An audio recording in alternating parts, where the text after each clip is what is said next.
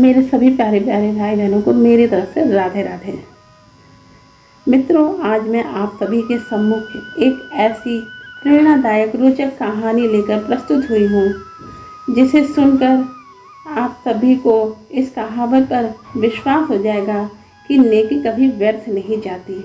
अगर आप किसी के साथ अच्छा करेंगे तो आपके साथ भी अच्छा अवश्य ही होगा, क्योंकि ईश्वर आपको वही लौटा कर देते हैं जो आप दूसरों को देते चले आए हैं। अगर आप किसी के साथ बुरा व्यवहार करेंगे, किसी को हानि पहुंचाएंगे, तो बदले में कोई न कोई आपको बड़ी क्षति पहुंचाकर चला ही जाएगा।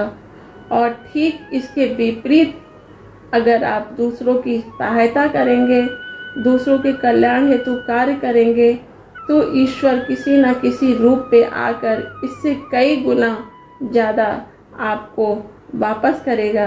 तो समय न गंवाते हुए आइए इस कहानी की शुरुआत करते हैं। कहानी की शुरुआत होती है, एक छोटा सा गांव निंदूरा ब्लॉक है, जहां दीपक अपनी माँ सावित्री के साथ रहा करता था। सावित्री लोगों के घरों में काम क्या करती थी। उसके बाद समय बचने पर वह गांव वालों के कपड़े सिला करती थी। इन सभी कार्यों से जो भी पैसे प्राप्त होते थे वह दीपक की पढ़ाई लिखाई में लगा दिया करती थी। जैसे तैसे उन दोनों माँ बेटे का गुजारा बड़ी मुश्किल से हो पाता था, परंतु तमाम अभावों के बावजूद भी सावित्री ने कभी हार नहीं मानी और दीपक की पढ़ाई को कभी रुकने नहीं दिया। उसका तो बस एक ही सपना था कि दीपक पढ़ लिख कर एक बहुत बड़ा आदमी बने, उसे अपने जीवन में किसी अभाव का सामना न करना पड़े। दीपक के पिताजी का निधन उसके बचपन में हो गया था। सावित्री ने कभी हिम्मत नहीं हारी। वह नहीं चाहती थी कि गांव के अन्य युवकों की तरह उसका बेटा दीपक खेतों में काम करे, मजदूर बने।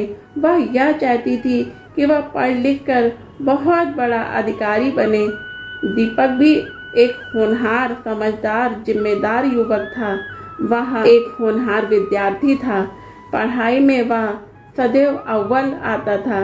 तमाम अभावों के बावजूद भी उसने एमएससी की परीक्षा बहुत अच्छे नंबरों से पास की थी।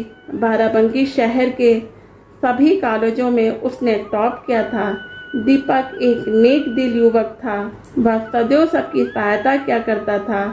वह गरीब बच्चों को शिक्षा प्रदान करता था। गांव के सभी सामूहिक आयोजनों में वह बढ़ चढ़ कर हिस्सा लिया करता था। पढ़ा लिखा होने के कारण वह अपने गांव को सरकारी सुविधा मुहैया करवाता था। यह उसकी मेहनत का परिणाम था कि उसके गांव में बिजली आ गई थी, पक्की सड़कें बन गई थी, शौचालय खुल गए थे। सरकारी परियोजनाओं का लाभ उसके गांव तक पहुंच गया था। इन्हीं सब जनहित कार्यों में सम्मिलित होने के कारण दीपक की ख्याति पूरे ब्लॉक में फैल चुकी थी। दूर दराज गांव के लोग भी उसको उसके नाम से पहचानते थे और उसे मास्टर जी के नाम से संबोधित किया करते थे, क्योंकि वह गांव के गरीब बच्चों को मुफ्त में शिक्षा दिया करता था। कॉलेज पास करने के बाद दीपक ने यह सोचा कि वह शिक्षा के कार्यों में ही आगे बढ़ेगा और शिक्षा को दूर दूर तक फैलाने का प्रयास करेगा। उसका एक ही सपना था कि वह अपने गांव में एक दिन इंटर कॉलेज की स्थापना करेगा, ताकि उसके गांव के गरीब बच्चे भी शिक्षित हो सके और कोई भी उसके गांव में शिक्षा से वंचित न रह जाए। अपने इस उद्देश्य को पूरा करने के लिए उसे कुछ धन की आवश्यकता थी। इसी कारण उसने फैसला लिया कि वह बाराबंकी शहर में एक प्रतिष्ठित डिग्री कॉलेज में अध्यापक की नौकरी करेगा, जिससे कुछ धन एकत्रित कर सके। जल्द ही उसे बाराबंकी के एक प्रतिष्ठित कॉलेज में गणित के अध्यापक की नौकरी मिल गई। अब वह अपने गांव निंदूरा ब्लॉक से बाराबंकी शहर रोज आने जाने लगा, लेकिन कॉलेज दूर होने के कारण आने जाने में उसका बहुत सा समय व्यर्थ हो जाता था, जिसका उसे बहुत दुख होता था कि वह इस समय का सदुपयोग नहीं कर पा रहा है, जिससे गांव के गरीब बच्चों की पढ़ाई प्रभावित हो रही है, जिन्हें वह खाली समय में पढ़ा दिया करता था। एक दिन उसके मन में विचार आया कि क्यों ना मैं एक मोटरसाइकिल किस्तों पर निकलवा लूं। अब तो मैं एक बहुत अच्छी नौकरी करता हूं, मोटरसाइकिल किस्तों पर आसानी से मिल जाएगी, जिसकी मैं किस्त आसानी से भर पाऊंगा। मोटरसाइकिल से आने जाने से जो समय बचेगा उससे गरीब बच्चों को पढ़ा सकूंगा। यह सोचकर एक दिन दीपक नई मोटरसाइकिल किस्तों पर निकलवा लाया। अब रोज मोटरसाइकिल से आने जाने लगा। दीपक का स्वभाव दयालु होने के कारण वह सदैव दूसरों के हित की भी सोचता था। इसी कारण जब वह सुबह मोटरसाइकिल को लेकर कॉलेज जाने के लिए घर से निकलता, तो वह रास्ते में किसी न किसी को अवश्य बैठा लेता था और उन्हें उनके गंतव्य तक छोड़ देता था। यही क्रम वह रोजाना शाम को कॉलेज से लौटते वक्त भी किया करता था। इसी तरह कई महीने बीत गए और उसका यह क्रम निरंतर जारी रहा।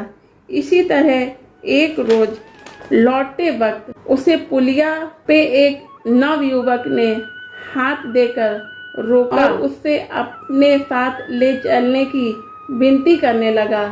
दीपक ने उस युवक को पीछे बैठा लिया। कुछ दूर आगे बढ़ने पर दीपक को अचानक यह एहसास हुआ कि उसकी पीठ पर कोई नुकीली चीज चुभ गई है। अचानक उस नवयुवक ने दीपक के कंधे पर हाथ रखा और गाड़ी को रोकने को कहा। गाड़ी से उतरते ही उस नवयुवक ने एक बड़ा सा खंजर दीपक को दिखाया और उससे गाड़ी से उतरने को कहा। इतना खतरनाक खंजर देखकर दीपक भयभीत हो गया और वह फौरन गाड़ी से नीचे उतर गया।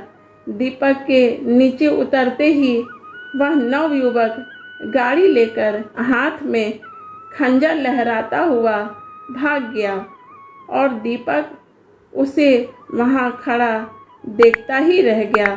बोझिल कदमों और उदास मन के साथ दीपक पैदल ही अपने घर को चल पड़ा। घर पहुंचकर उसने भारी मन से रास्ते का पूरा वृत्तांत अपनी माँ को कह सुनाया। वह बिना खाए पिए ही चुपचाप जाकर बिस्तर पर लेट गया। यह सोचने लगा कि आखिर मेरी गलती ही क्या थी जो भगवान ने मेरे साथ ऐसा किया। दूसरों की सहायता करना, उनकी मदद करना क्या अपराध है जो मुझे भुगतना पड़ा। यह सब सोचते सोचते उसे कब नींद आ गई पता ही नहीं चला। सुबह उसकी माँ ने हड़बड़ाते हुए उठाया तो उसकी नींद टूटी और उसकी माँ ने उससे कहा, भागकर घर के बाहर देख तो तेरी मोटरसाइकिल वहीं पर खड़ी है।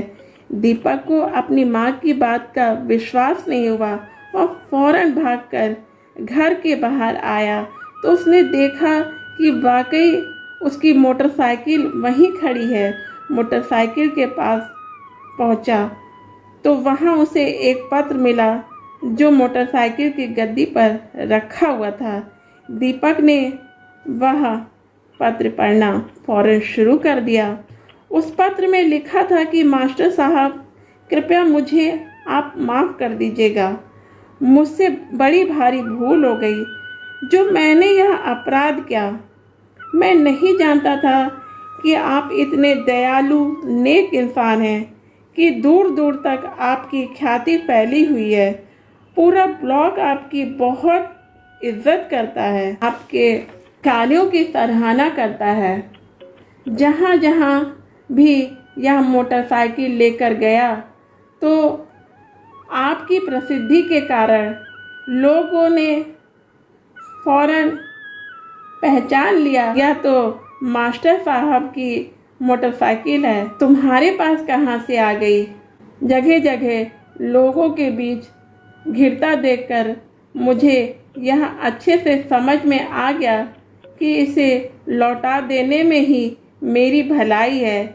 इसलिए मास्टर साहब, मैं यह मोटरसाइकिल आपके पास वापस छोड़ के जा रहा हूँ। पत्र को पढ़ने के बाद दीपक को अपनी गलती का एहसास हुआ और उसने भगवान से अपने किए गए प्रश्नों के लिए क्षमा मांगी। आज दीपक को यह बात अच्छे से समझ में आ चुकी थी कि नेकी कभी व्यर्थ नहीं जाती। अगर हम दूसरों के साथ अच्छा व्यवहार करते हैं तो भगवान हमारे साथ भी गलत नहीं होने देता और साथ भी सदैव अच्छा ही होता है। आपको यह कहानी कैसी लगी? अच्छी लगी हो तो कमेंट्स बॉक्स में ज़रूर बताइएगा। ऐसी ही प्रेरणादायक कहानी को सुनने के लिए मेरे चैनल को सब्सक्राइब करना मत भूलिएगा। मिलते हैं किसी और दूसरी प्रेरणादायक कहानी में। तब तक के लिए राधे राधे दोस्तों।